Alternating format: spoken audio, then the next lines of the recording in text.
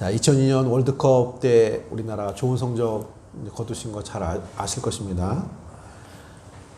그때 이제 성적이 이제 뭐 4강 올라간 것도 뭐 기쁜 일이고 좋은 일이었지만, 저 개인적으로 그때 이제 나름대로 감동을 받았던 게 어떤 것이냐면은, 물론 남자들이 다 축구를 좋아하지만 저도 좋아합니다. 늘 그 유럽 팀하고 하면은 이길 생각은 거의 못 했거든요.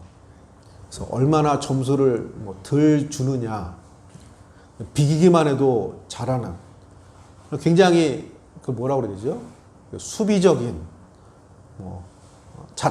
지지 않으면 좋은 약간 그런 분위기였습니다. 그런데 그때부터 달라진 거죠. 그러니까 되게 좀 공격적이고, 또 실제로 이기기도 하고, 또 이길 수 있다는 자신감도 들고, 또 글쎄요, 저는 그 처음 본 것 같아요. 그 상대방 팀이 우리나라 팀을 이렇게 좀 조심스러워하는 거를 처음 봤습니다.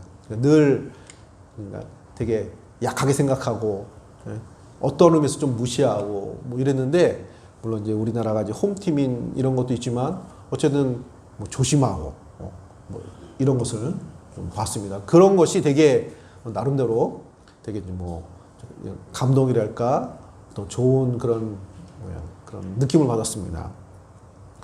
자, 이렇게 되게 막 그 수세에 늘 몰리던 그 분위기에서 이렇게 바뀐 것처럼, 오늘 그 여리고성 이야기가 그런 성격을 가지고 있습니다.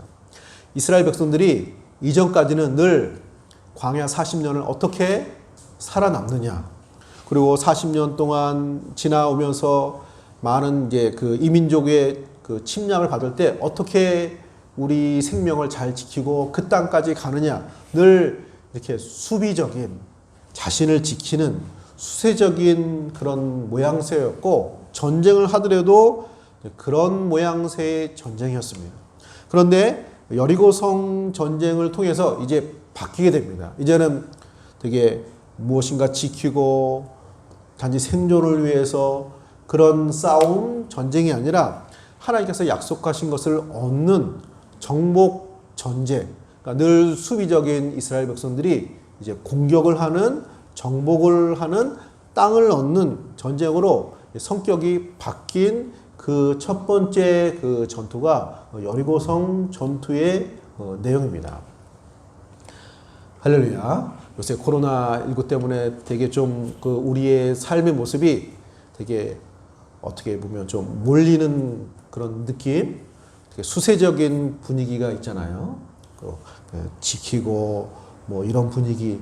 자, 이런 분위기에서 여리고성 전투를 통해 가지고 이스라엘 백성들이 되게 공세적이고 땅을 얻고 이렇게 변화된 것처럼 우리의 삶에도 그런 변화가 나타나시기를 축복합니다. 그래서 무엇인가 지키고 단지 유지하고 이러기만 해도 감사한 이런 것이 아니라, 뭐 예를 들면 뭐 사업을 하면은 이제 유지하는 것만 신경 쓰는 게 아니라 뭔가 그 투자도 하고 더 많이 수익을 낼 것도 생각하고 막 이런 모양새가 되는, 자, 이런 변화되는, 전환이 되는 이런 은혜가 여리고성의 전투에 이런 모습이 있는 것처럼 그런 은혜가 있으시기를 축복합니다. 자, 여리고성 전투는 이런 의미를 갖고 있고, 또 여리고성 전투의 그 성격을 생각해 보면은, 이것이 이제 그 지도상으로 보면은 그 중부 지역입니다. 중부 지역. 이스라엘 백성들이 하나님의 인도하심 가운데 여리고성을 그 정복을 하는데, 하나님의 계획이기도 하지만 전략적으로 중요한 그 포인트라고 합니다. 예를 들면 우리나라 6.25 전쟁 때 인천 상륙작전을 통해 가지고 중간 허리를 끊었잖아요. 그래서 되게 이제 역전의 발판을 마련한 것처럼, 그 이 중부 지방인 여리고성, 아이성, 기브온 족속 이쪽 중간을 점령을 하면 가나안 땅 그 위아래로 길게 된 이 지역을 반으로 나누는 것입니다. 그러면 이 가나안 족속들이 다 하나로 연합해서 싸우지 못하고 이제 반으로 나뉘는 거거든요. 그래서 이 여리고성 전투 이후에는 남쪽이 연합해서 이스라엘과 전쟁을 합니다. 그걸 이기고 또 이제 북쪽이 한무대교로 모여와가지고 전쟁을 합니다. 또 그러면 그 전쟁을 이깁니다. 만약에 이 여리고성 이 요충지를 점령하지 않으면 이게 남북으로 나누어지지 않고 하나로 모여서 이스라엘과 전쟁을 했을 것입니다. 그런 의미에서 전략적으로도 이 여리고성 전투가 중요하다고 합니다. 그것을 연구하는 사람들의 입장에서 보면은. 자, 그러나 그것 무엇보다도 이 여리고성 전투가 중요한 의미를 갖는 것은 하나님께서 그 약속하신 그 약속이 성취되는 순간입니다. 하나님께서 창세기에서 아브라함에게 내 후손에게 땅을 약속을 하셨는데 이제 그 땅을 얻는 늘 약속하고 또 그 광야 40년을 지나고 이제 그 땅의 약속이 성취가 되는 그 꿈이 이루어지는 첫 번째 그 전투가 여리고성 전투이기 때문에 그런 의미에서 중요한 의미를 가지고 있습니다. 자, 야곱의 아들 요셉은 너희가 가나안 땅으로 들어갈 때 내 유고를 들고 들어가라 유언을 남겼어요. 그래서 이스라엘 백성들이 가나안 땅에 들어갈 때 또 출애굽할 때 요셉의 유고를 들고 갑니다. 그리고 실제로 가나안 땅에 들어갈 때 요셉의 유고를 들고 들어갑니다. 그 유언대로. 자, 그만큼 이 여리고성 전투는 그동안 이스라엘 역사 가운데 꿈에 그리던 땅, 그 꿈이 이루어지는 그 출발이 되는 것입니다. 그런 의미에서 하나님이 약속하신 것을 이루시는 것, 성취하는 그런 의미에서 여리고성 전투는 중요한 의미를 담고 있습니다. 자, 그래서 그 여호수아서 6장은 여리고성 전투를 자세하게 기록을 하고 있습니다. 이 이후에 있는 전쟁은 그렇게 자세하게 기록하지 않지만 여기서 자세하게 기록을 하고 있습니다. 그래서 이 여리고성 전투를 어떻게 싸우느냐를 통해 가지고 신앙적인 싸움, 나머지 그 정복 전쟁을 어떻게 할 것인가를 본을 삼는 그런 내용이 되는 것입니다. 자, 문제는 중요한 의미를 가지고 있고 또 땅의 성취의 시작이고 꿈이 이루어지는 것이고 다 중요한데 이 여리고성이 만만치가 않습니다. 이제 고고학자들이 이 여리고성의 흔적과 터전을 발견해 가지고 나름대로 이렇게 그 모형을 이렇게 그렸는데 보면은 그 여리고성이 이중벽으로 되어 있습니다. 그러니까 바깥에 외벽, 성벽이 하나가 있고 또 안에 또 벽이 또 하나 있습니다. 그러니까 성벽 하나를 넘어가야 되고 또 비탈길을 넘어서 또 더 높은 성벽을 올라가야 되는. 그래서 웬만하면 이 성을 공략하기가 거의 불가능하다고 합니다. 그래서 평상시에는 사람들이 여리고성 안에도 살고 밖에도 이렇게 살고 있다가 적들이 쳐들어오면 성 안으로 다 들어가는 거죠. 성주가 백성들을 지키는 거죠. 그러면은 그 성 안에 들어가면 어떻게 손을 댈 수 없는 그런 것이 성인데 특별히 여리고성은 그런 의미에서 이제 강력한 성이었다는 것입니다.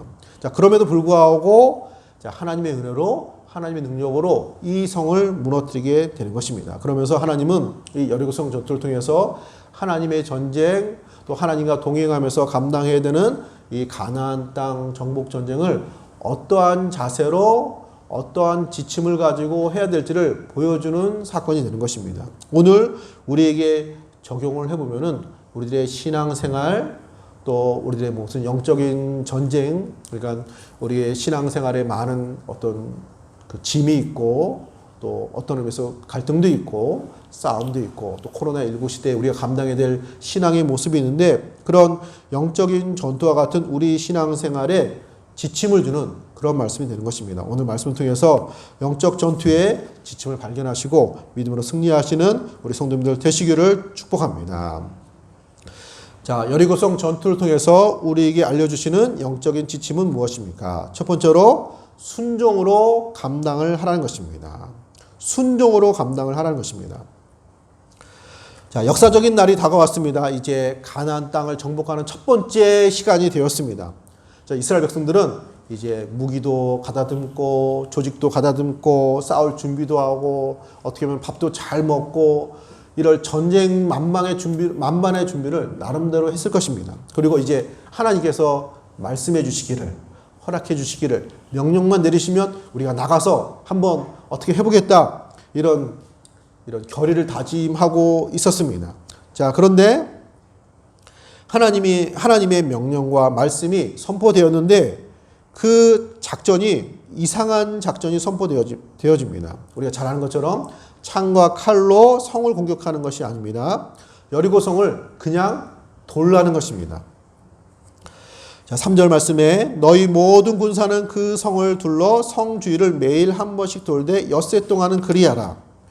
하루에 한 번씩 나가서 한 바퀴 돌고 둘째 날도 돌고 셋째 날도 돌고 그래서 6일 동안 한 바퀴씩 돌고 마지막 7째 날은 7번 돌고 4절에 보면은 제사장 7은 7 양각 나팔을 잡고 언약궤 앞에서 나갈 것이요 7째 날에는 그 성을 7번 돌며 그 제사장들은 나팔을 불 것이며 마지막에는 성을 7번 돌고 어쨌든 도는 것입니다. 그리고 성을 도는 데 있어서 그 지침은 언약궤가 맨 앞에 서고 이스라엘 백성들은 뒤를 따르는 모양을 가지고 여리고성을 도는 것이 여리고성을 점령하는 전쟁 지침입니다. 자, 이상한 전쟁이죠. 우리가 교회에서 너무 많이 이 얘기를 들어가지고 자연스럽게 들어서 그렇지 일반적인 전쟁의 모습이 아니고 또 전략도 아닙니다. 자, 그런데 이 모습은 이스라엘 백성들이 요단강을 건널 때의 모습과 똑같습니다. 그 홍수가 나서 그 요단강을 건너지 못하는 그때에 언약궤가 앞에 서고 제사장이 앞에 서고 이스라엘 백성들 뒤에 따라가고 그리고 믿음으로 들어가는 것입니다. 그러면 어떻게 되죠? 요단강이 멈추고 마르고 이스라엘 백성들이 다 건넌 그런 기적을 체험했습니다. 그 대형을 그대로 해서 어떻게 하는 거예요? 이제는 강이 아니니까 어떤 거죠? 여리고성을 그냥 도는 거예요. 그 대형으로 요단강을 건넌 그 대형으로 다시 이제는 강을 건너는 것이 아니라 여리고성을 도는 것입니다. 그래서 요단강을 하나님의 능력과 기적으로 그 강을 건넌 것처럼 여리고성도 똑같이 하나님의 능력으로 기적으로 그 성을 무너뜨린다는 하나님의 그런 계획, 하나님의 능력을 보여주는 사건이 될 것을 말씀하고 있는 것입니다. 그래서 여리고성 전투는 요단강을 건넌 것의 두 번째 사건입니다. 요단강 건넌 기적의 후속편과 같습니다.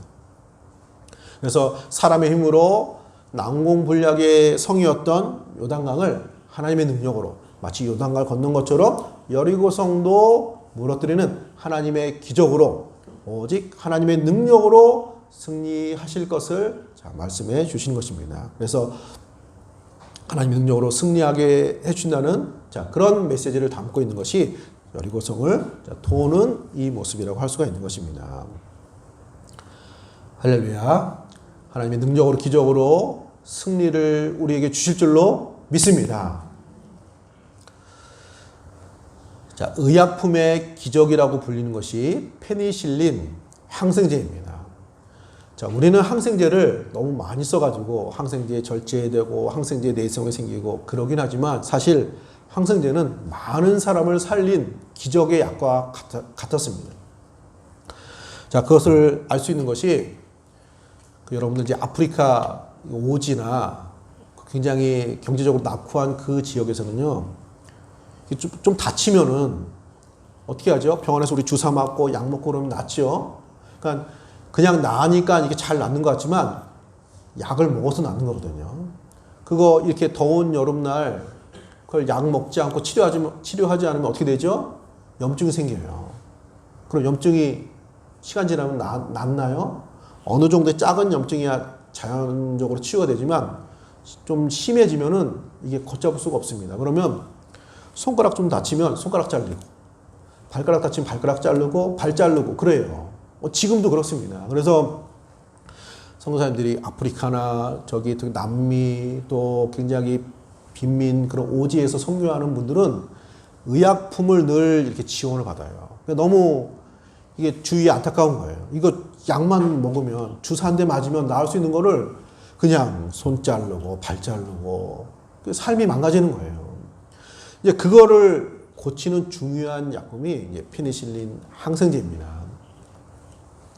자, 그런데 이 항생제가 기적적으로 만들어집니다. 어떻게 만들어지냐면은 이것을 처음에 발견한 사람이 알렉산더 플레밍이라는 미생물 학자인데, 이분은 미생물을 연구하는 분이니까 늘 이제 미생물, 무슨 균을 배양하고 뭐 이런 일을 합니다.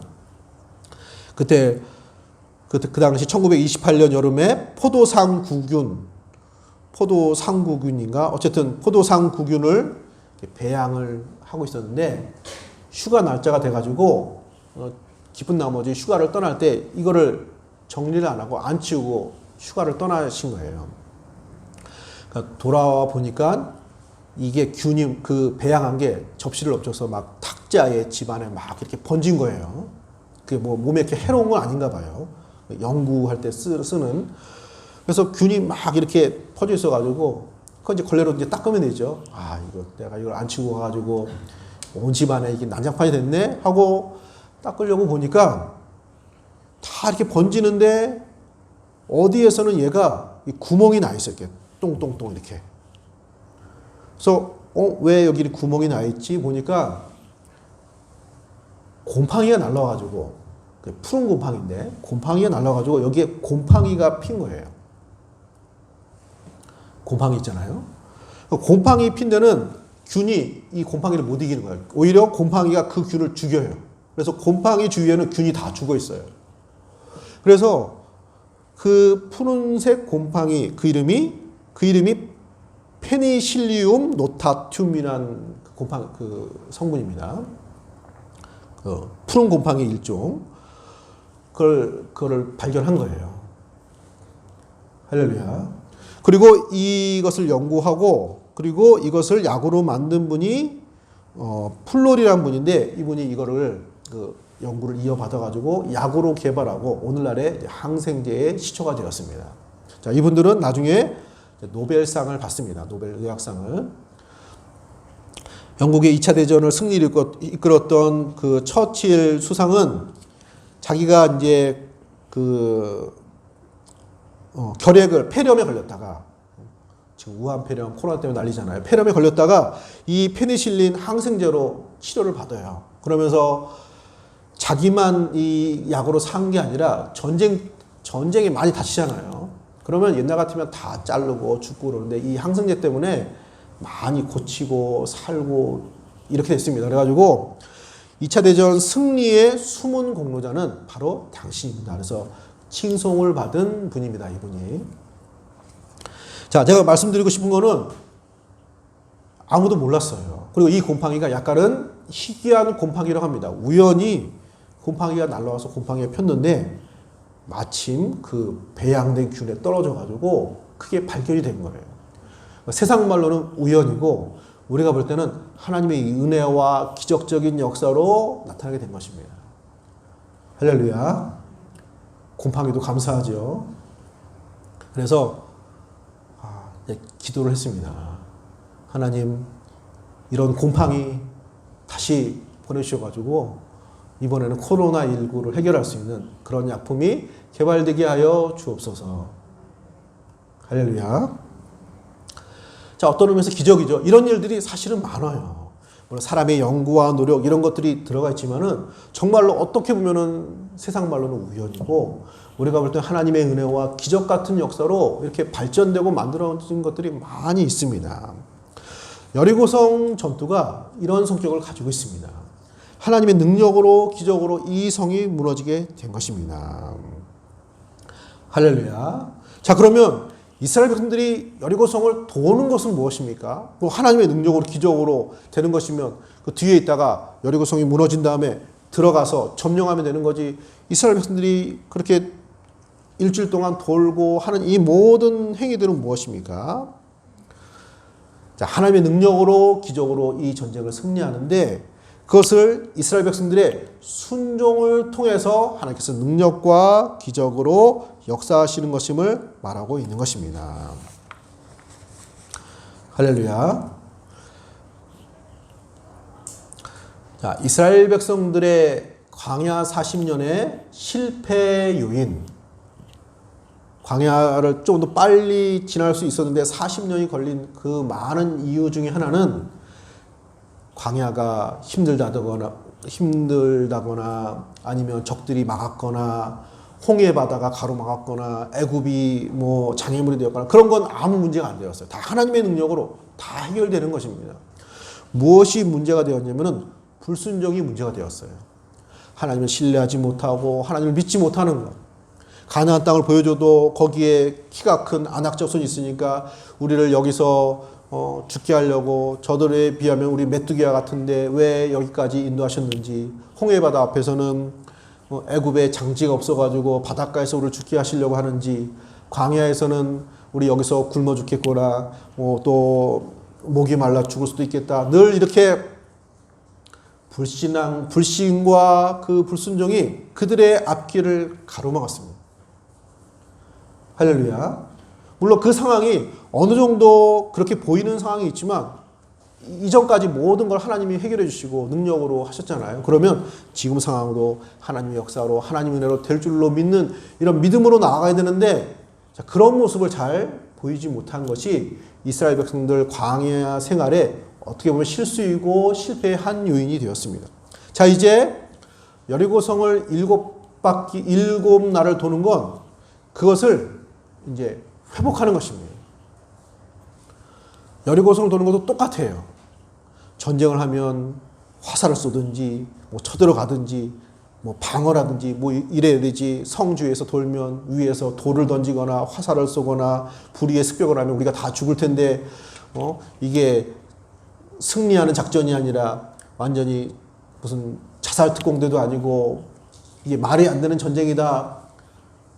불신할 수 있고 불순종할 수 있는 여지가 충분히 있는 전략입니다. 이 도는 것이. 그럼에도 불구하고 이스라엘 백성들은 이것을 순종합니다. 하루에 한 바퀴씩 돌고 마지막 날은 또 7바퀴 돌고 그리고 마지막 날에 외쳐서 이 성을 무너뜨리는 철저한 100% 순종을 통해서 이 전쟁에서 승리를 경험하게 된 것입니다. 할렐루야.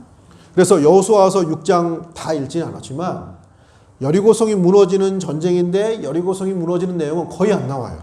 자세히 보시면. 나머지는 다 딴 얘기예요. 무슨 얘기냐면은 지금 읽은 대로 하나님이 이렇게 돌라고 지시한 내용, 이스라엘 백성들은 그 지시한 내용대로 그대로 돌았더라. 그게 내용이에요. 여호수아 6장.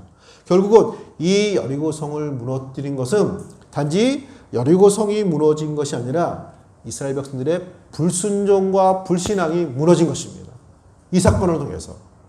할렐루야. 결국은 이 순종을 통해서 하나님의 능력과 기적을 경험하게 되고 가나안 땅의 첫 번째 승리의 계가를 부르게 된 것입니다. 사랑하는 성도님들, 사람들은 여리고성 무너지는 거 관심을 갖죠. 물론 중요합니다. 그런데 정작 하나님의 관심은 거기에 있는 게 아니에요. 이스라엘 백성들이 광야 40년 동안에도 내 말을 안 들었는데 여기선 내 말을 들을까? 나를 하나님으로 신뢰할까? 여기선 순종할까? 그걸 보시는 거예요. 자, 아이들이 학교 가가지고 이제 상을 받아와요. 뭐 장난감 받아온다든지 인형을 선물로 받아온다든지 잘해가지고 무슨 상을 받아오잖아요. 그러면 그 학생들은 그 선물 자체로 뭐 공책을 받아오고 선물을 받아오고 그 선물 자체로 즐거워하고 자랑하고. 자, 부모는 무엇으로 즐거워하죠? 받아온 선물. 물론 그것도 좋지요. 그것도 좋아요. 근데 그거 부모가 사줄 수도 있는 거 아니에요? 정말로 기쁜 건 우리 자녀들이 선생님한테 칭찬을 받았구나. 학교 생활 잘하는구나. 이게 잘 성장하는구나. 이제 듬직하구나. 이런 것으로 즐거워하는 것이죠. 우리 아이가 이렇게 잘하는구나. 하나님도 마찬가지입니다. 여리고성은 하나님의 능력으로 얼마든지 무너뜨릴 수 있고 진작에 무너뜨릴 수도 있습니다.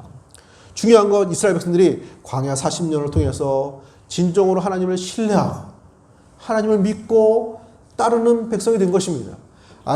아마 성경에 기록되어 있지 않지만 하나님이 하늘에서 박수 치시면서 여리고성을 무너뜨렸을 거예요. 할렐루야. 그래서 우리 영적인 싸움에서 신앙생활에서 우리에게 중요한 지침은 순종으로 감당하는 것입니다. 그것이 승리의 길이고 여리고성을 무너뜨린 길이고 우리 삶의 풍성한 역사를 경험하는 일들이 될 줄로 믿습니다.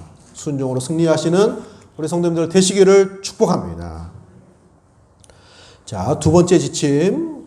자, 이 여호수아서 6장을 통해서 하나님께서 영적인 전쟁을 감당하는 두 번째 지침을 주십니다. 자, 그것은 침묵하며 하나님의 소리에 귀를 기울이는 것입니다. 자, 오늘 읽은 여호수아서 6장 10절 말씀입니다. 자, 10절에 보시면 여호수아가 백성에게 명령하여 이르되 너희는 외치지 말며 너희의 음성을 들리게 하지 말며 너희 입에서 아무 말도 내지 말라. 그리하다가 내가 너희에게 명령하여 외치라 하는 날에 외칠지니라 하고 너희 소리가 들리지 않게 하고 아무 말도 하지 말고 외치지 말고 들리지 말게 하고 아무 말도 하지 말고 말하지 말라고 3번이나 강조를 했습니다. 이 10절에. 왜 말을 하면 안 되나요? 왜 하나님께서 말씀하시는 것을 싫어하시는 것인가요? 자, 그것이 아니죠. 자, 위기의 순간에 이런 전쟁의 때에 힘든 때잖아요. 그럼 무슨 말이 나올까요? 좋은 말이 나오나요? 안 좋은 말 나오죠. 자, 코로나19 같은 이런 상황에서 좋은 말보다는 힘든 얘기 나올 확률이 큽니다. 자, 그럴 수 있죠. 사람인지라. 자, 그런데 광야 40년의 그 이스라엘 백성들의 잘못 중에 하나가 불순종과 함께 또 무엇이냐면은 불평입니다. 불평. 불평이 굉장히 중요한 잘못이에요. 자, 왜 그렇죠? 그 말이라는 거는 그냥 말로 끝나지 않고 우리 생각과 마음을 구속하는 힘이 있습니다. 아, 이거 안 될 것 같아. 이거 안 돼. 우리 죽었어. 이제 끝난 거야. 그러면요, 생각이 그 말에 이렇게 구속이 돼요. 만약에 그런 말 하지 않고 여기 하나님 말씀처럼 음성이 들리지 않게 하고 말하지 않고 좀 침묵하면서 기도하는 마음으로 곰곰이 생각하면은 다른 생각이 들 수 있어요. 아, 좀 쉽지 않지만 가능성이 있는 몇 가지가 있지. 이렇게 보면 될 수 있을지도 몰라. 이런 생각이 들 수 있거든요. 할렐루야. 그런데 그런 부정적인 불평의 말을 쏟아놓으면 그 생각이 사라져요. 그나마 있는 가능성도 없어지는 거예요. 우리 마음과 생각 속에서. 자, 신앙생활에 있어서도 이것도 동일한 원리가 작동을 합니다. 하나님께서 홍해 바다를 건너게 하시고 애굽의 10가지 재앙으로 우리를 구원해 주셨고 여기까지 인도해 주셨는데 보이는 건 아무것도 없지만 하나님이 하실 수도 있지 않겠어? 물이 없는 곳이지만 뭐 광야에 곳곳에 오아시스가 있잖아요. 오아시스를 발견할 수도 있는 거 아닐까? 이런 생각할 수 있죠.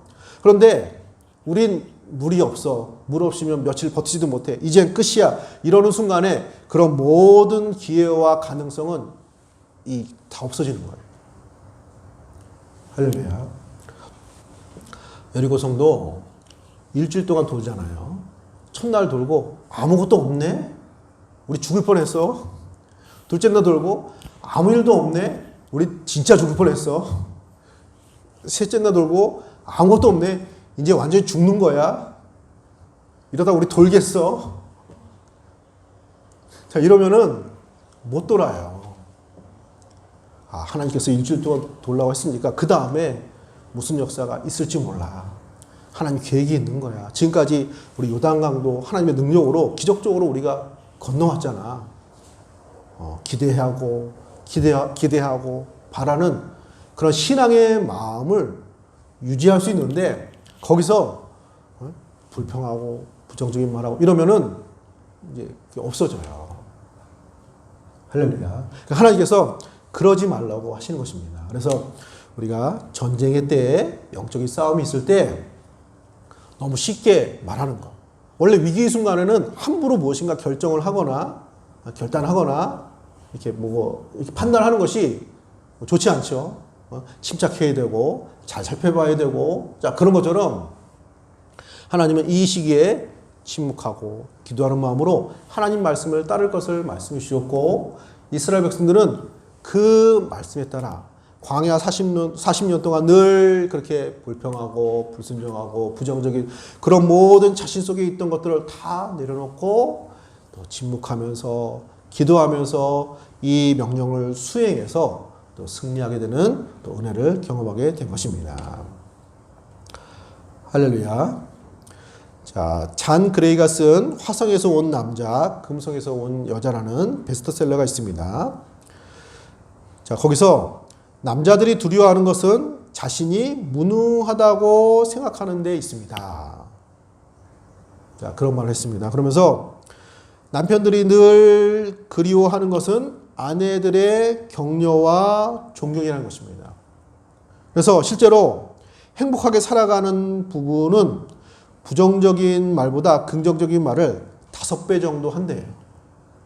그러면 나는 우리 남성들이 그런 생각이 있거든. 그런 압박이 있잖아요. 내가 이거 헤쳐나갈 수 있을까? 감당할 수 있을까? 내 능력으로 이런 부담이 있는데 그런 면도 있죠. 약한 면도 있죠. 하지만 할 수 있는 부분도 있잖아요. 그런 아내의 격려와 이런 사랑과 이런 위로가 그 남은 훌륭한 가능성을 이렇게 불러일으켜서 더 잘되게 한다는 것입니다. 할렐루야. 사랑하는 성도님들. 자, 코로나19로 인해서 우리에게 어려움이 있고 어떤 분들에게 굉장히 심각한 어려움으로 다가오는 많은 일들이 있습니다. 자, 그런데 물론 너무 쉽게 그렇게 얘기하면 안 되지만 다 끝난 것도 아니고 물론 이게 쉽게 해결될 기미는 보이지 않지만 이게 영원한 것도 아니고 분명히 달라질 수 있고 또 이런 가운데 사람은 늘 적응을 했습니다. 우리나라 사람은 적응력이 뛰어나요. 어딜 가나 사는. 그래서 이런 어려운 시절에 이런 환경 속에서도 길을 찾을 수 있고 적응하고 그 속에서도 오히려 이전 것보다도 더 좋은 걸 만들 수 있는 저력이 우리에게 있습니다. 특별히 하나님 백성된 우리에게는 더 그런 은혜와 능력으로 역사에 주실 줄로 믿습니다. 자, 힘든 시간일수록 이럴 때 영적인 지침은 잠잠하는 겁니다. 침묵하면서 살펴보고 기대하고 하나님의 신호, 하나님의 말씀, 하나님의 음성에 귀를 기울인 것입니다. 거기에 길이 있고 승리가 있고 역사가 나타나게 될 줄로 믿습니다. 자, 결국은 이 성을 무너뜨리게 됩니다. 자, 16절, 20절에 보면은 16절에 7번째 제사장들이 나팔을 불 때 여호수아의 백성이 이르되 외치라 여호와께서 너희에게 이 성을 주셨느니라. 계속 말하지 말라고 그런 것이 아닙니다. 외칠 때가 있습니다. 선포하고 외치라고 하십니다. 외치자 20절에 보면은 20절에 이에 백성은 외치고 제사장들은 나팔을 불매 백성이 나팔 소리를 들을 때 크게 소리질러 외치니 성벽이 무너져 내린지라. 백성이 각기 앞으로 나아가 그 성에 들어가서 그 성을 점령하니라. 할렐루야. 계속 잠잠하고 침묵하기만 하는 것이 아닙니다. 때가 되면 외칠 때가 있고 찬양할 때가 있고 감사할 때가 있고 또 그 성을 점령하는 날이 오늘 우리에게 예비되어 있을 줄로 믿습니다. 어려운 시기에 신앙적인 싸움이 있는 이 시기에 우리가 더 잠잠하면서 기도하면서 하나님의 뜻을 구할 때 이런 승리가 오늘 우리에게 나타나게 될 줄로 믿습니다. 자, 마지막 세 번째로 여리고성 전투를 통해서 우리에게 주신 영적인 지침은 무엇입니까? 세 번째, 예배의 정신으로 감당을 하라는 것입니다. 예배의 정신으로 감당하라. 자, 4절 말씀 보시면 4절에 제사장 7은 7 양강 나팔을 잡고 언약궤 앞에서 나갈 것이요 7째 날에는 그 성을 7번 돌며 그 제사장들은 나팔을 불 것이며. 자, 자, 한번 생각해 보시기 바랍니다. 언약궤는 그 성소에서 가장 중요한 물건입니다. 하나님이 임재가 거하시는 곳, 언약궤가 앞장서고 제사장들이 따라가고 앞에서 나팔을 불고 백성들이 뒤를 따릅니다. 이게 전쟁의 행군의 모습이에요? 아니면 예배의 모습에 가까워요? 이거는 예배의 모습에 가깝습니다. 그러니까 하나님은 이 전쟁을 예배의 정신으로 승리하게 하신 것입니다. 전쟁이면 전쟁 전략을 써야 되는데 예배의 스타일로 이긴 거예요. 물론 이 다음의 전쟁은 이렇게 하지 않습니다. 이걸 통해서 하나님의 전쟁은 예배의 정신으로 예배를 통해서 승리할 것을 말씀하고 계시는 것입니다. 자, 여리고성 주위에 이스라엘 백성들이 예배 드리듯이 이렇게 돌고 있습니다. 밖에서는 예배를 드리는 거예요. 그런 의미에서 하나님께. 여리고성 안에 뭐죠? 거기는 우상 숭배가 가득한 곳이에요. 자기 자녀들을 우상신에게 주는 그런 굉장히 타락한 문화를 가지고 있어요. 다른 많은 죄악도 있고. 그래서 여리고성을 진멸하라고 하는 것은 그들의 우상 숭배와 타락이 극에 달해서 더 이상은 안 되는 거예요. 하나님이 심판을 하는 모습입니다. 사실은. 하나님을 예배하는 사람, 우상을 숭배하며 타락한 사람.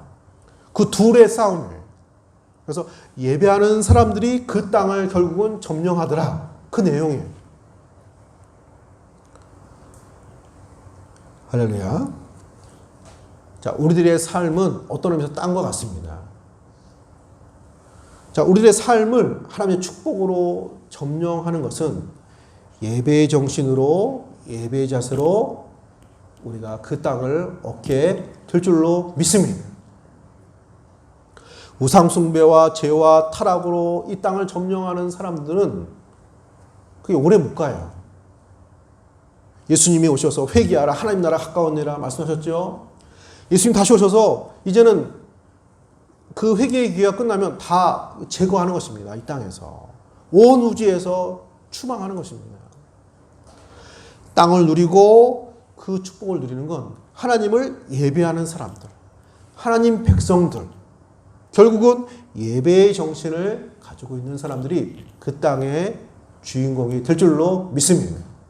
이스라엘 백성들이 이 정신을 가지고 이스라엘 그 가나안 땅을 점령을 했습니다. 그런데 나중에 우상 숭배가 들어와요. 이 예배의 정신을 잃어버려요. 우상 숭배도 하고 하나님도 섬기고 자기들이 무너뜨렸던 이 여리고성의 우상 숭배 제약을 자신들이 하거든요. 그래서 결국 어떻게 되죠? 여리고성이 무너진 것처럼 이스라엘 백성들이 무너집니다. 그래서 포로로 끌려가는 것입니다. 사랑하는 성도님들, 우리의 삶의 영적인 전쟁은 예배의 정신으로 감당하게 되는 것입니다. 예배가 살아야 우리가 살고 우리 삶이 살고 충만한 삶이 되는 것입니다. 자, 찬송가를 많이 작사하신 제인 크로스욱이라는 분이 계십니다. 자, 1820년에 태어나서 95세를 사셨는데 찬송가 9,000편을 작사 작곡을 하셨습니다. 자, 우리나라 찬송가에도 23곡이 들어와 있습니다. 이번에 찬송가가 우리가 잘 알고 있는 예수로 나의 구주 삼고 주의 음성을 내가 들으니 219장, 나의 생명 되신 주 434장 나의 갈 길 다 가도록, 또 446장 오 놀라운 구세주 예수 내 주, 뭐 이렇게 해가지고 23곡 이상 들어와 있습니다. 자, 그런데 이분은 자, 이제 앞에 사진에 보시면 아시겠지만 그 시각 장애인입니다. 앞을 보지 못합니다. 원래 그렇게 태어난 게 아닙니다. 이분은 그 어릴 때 6개월 되던 때에 눈병이 생겨가지고 병원에 갔는데 의사 선생님이 엉뚱한 약을 눈에 넣었어요. 그래가지고 눈을 실명을 했습니다. 원망스럽죠. 안타깝죠. 건강하게 태어났는데 눈을 잃어버렸으니. 자, 그런데 평생 하나님께 감사했어요. 그럼에도 불구하고 찬송가를 9,000곡 이상이나 작사를 하시고 말입니다. 자, 이분이 남긴 말 중에 이런 말씀을 남겨놨습니다. 내가 앞을 보지 못한 것은 축복입니다.